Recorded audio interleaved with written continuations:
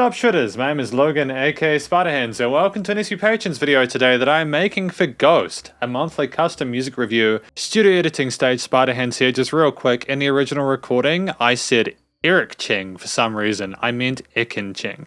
This is a track by Ekin Cheng and Jordan Chan titled Burning Blood. Apparently this movie is called Young and Dangerous. It's off of a movie, and if we switch over to here, we have the video on screen, and we're gonna listen through this from start till finish, and we're gonna hear what you think.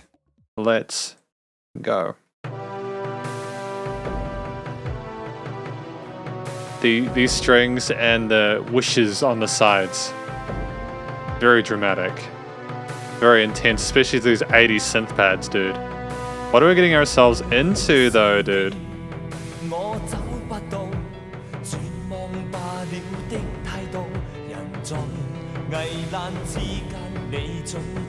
Dude, I'm actually quite vibing with this. I kind of enjoy the campness of it.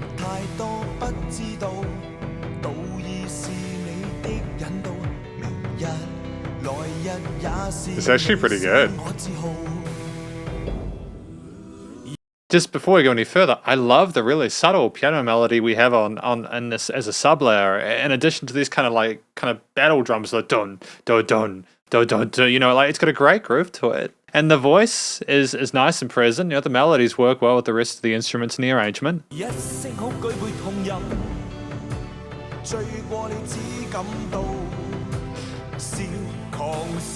I love this. Ooh, Burning Blood.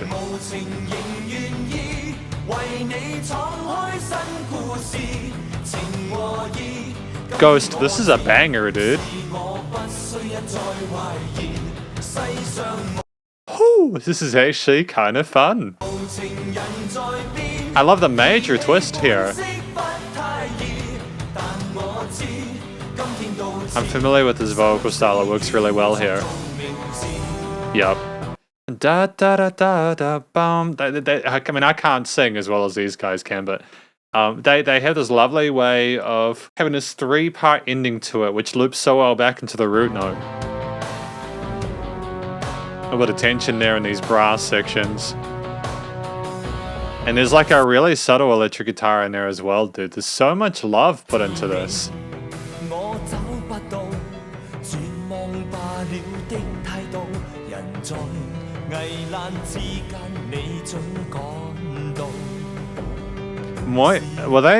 Those are Muay Thai kickboxers, weren't they, these kids? I recognize those shorts. They might be another type, but I used to do Muay Thai kickboxing for around 4 years. I used to do like ring fights and stuff like that. And we used to have shorts like that. It might be another type of martial art, but it just reminded me of it, you know?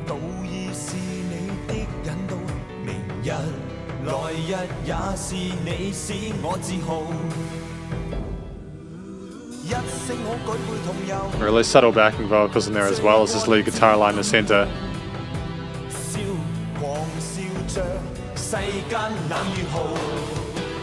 The nice reverb chain in addition to those male and female backing vocals here in this bridge section going into the chorus add a sense of gravitas and weight to it and are a nice change in pace from we had initially. With just the single vocals in the center, you know, the verse sounds of a tale of sadness mixed with some learning and sort of introspection, whereas the chorus kind of sounds like we're coming up a little bit, kind of trying to be sort of more proud of what we're trying to accomplish.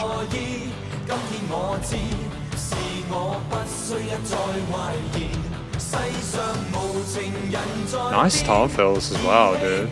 The slaps, man. Slaps. Slaps. Oh my goodness, dude. We have a saxophone in here as well. What don't we have in this track? Like, for real, dude. What class, man. What a classy little act we have going on here with Burning Blood. It was such a short solo as well, but it was that little bit of extra freshness we needed in the arrangement and frequency spectrum.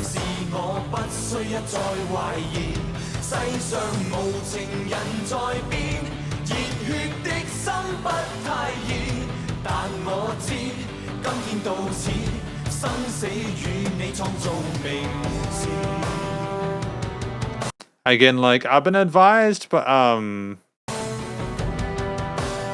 that this may have been sung by the actors. I think they've done a good job. You know, we don't have a virtuosic kind of singing rendition here, but I think nonetheless they vocalized well. Like the style and the timbre and the texture of their vocals, as well as the melodies that they chose for this, fit well with the rest of the composition and overall harmony.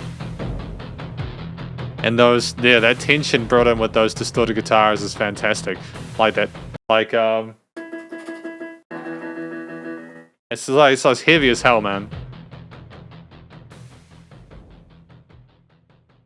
Yeah, that was fantastic. Yeah, I really enjoyed reviewing that actually. Ekin Ching and Jordan Chan. My brain is struggling to pronounce Chan because my New Zealand accent wants to come in, but also I know like Jackie Chan, Jordan Chan. It's for whatever reason I'm finding it difficult. But Ekin Ching and Jordan Chan with Burning Blood. Fantastic. We've got lyrics. Thanks to Ghost for providing these lyrics as well. We've got a translation from GT here because I think Sunny needed some help translating this song. Both can't find the attitude given by futility. It's me who doesn't know a lot. Honor is your guidance. Tomorrow it's you who makes me feel proud. Also, we've got someone that we're talking about in this track who we're very proud of and we look up to and respect, I suppose.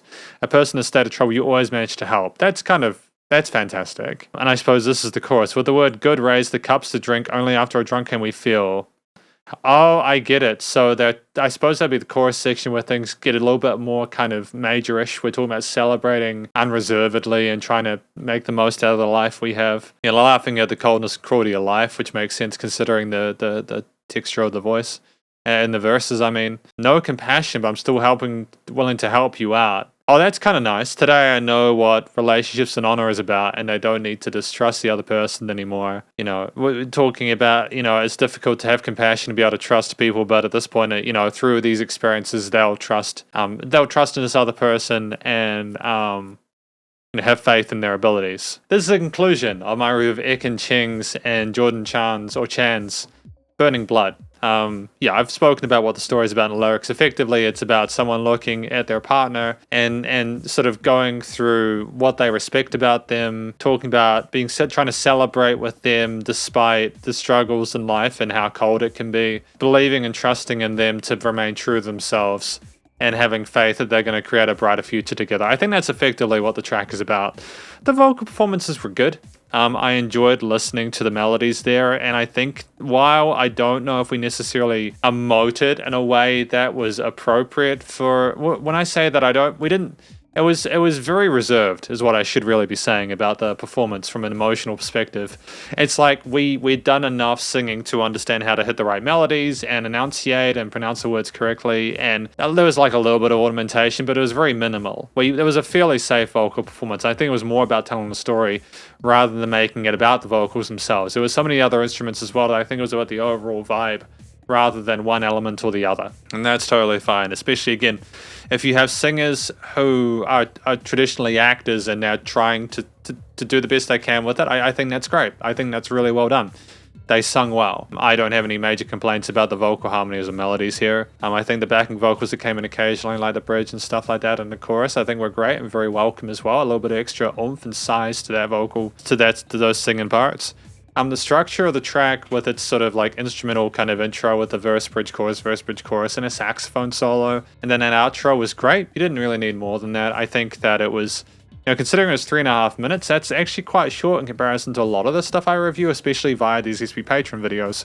But I nonetheless enjoyed my time with it. I think we got a lot of content out of it, and I understand the story and a little bit more, and I have a lot of respect for the people who sung it and also played in it, because if we look at the performances from like, you know, the drums, the bass, the guitar, the brass, the synth parts and everything like that, there were these distinct sections with the verse, bridges and choruses which revolved around a similar sort of chord progressions and melody.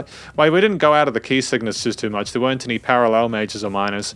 But at the same time, I don't think we really needed to overcomplicate things. We had nice transitions between the parts. We worked with fairly sort of simple easy to sort of accept and kind of familiarize ourselves with, like triads and everything like that. You know, there were some cool drum fills and there were some tom parts, and the saxophone was a nice replacement voice for the vocals, and the guitars were nicely panned so that they didn't interfere too much with the other parts of the harmony. And there was a sense of mystery, and I think that those sort of drums that we had outside of the drum kit, those hand drums with the taiko drums, whatever they are, were a great choice as well, just before we had the full drum kit come in, just to really add a little bit of a militant stance to it.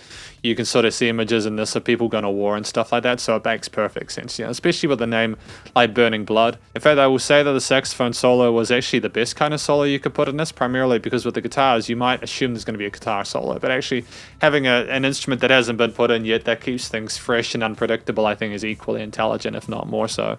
So well done. Creatively, it makes sense. Production, recording, mixing, and mastering was sensational. When I was listening to this track, I didn't really hear an instrument that I was at place in terms of its levels or the way it had been processed with its effects chains and EQing and filtering and stuff like that.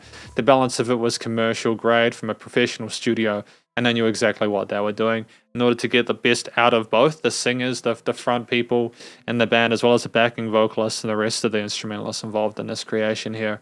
The production was tight, limiting compression was fantastic, it was cinematic, you know, lots of dynamic range in there.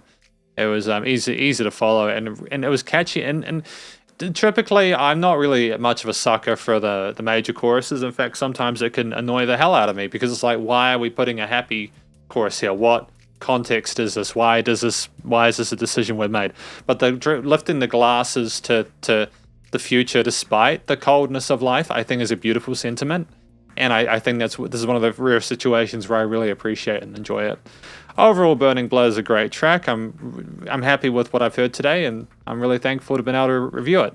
But thank you very much for watching this SP Patrons video of Burning Blood by Ekin Cheng and Jordan Chan. Hopefully you enjoyed it. If you did, please do go show the musicians involved some love via their various social medias. And I'm sure they're on, like, this is on digital streaming platforms and stuff like that. And stay cool and stay safe. And please remember to support your local musicians and artists at this point in time as they need help more than ever with all the crazy stuff going on in the world. And I'll catch you in the XP Patrons video. Sparta hands up.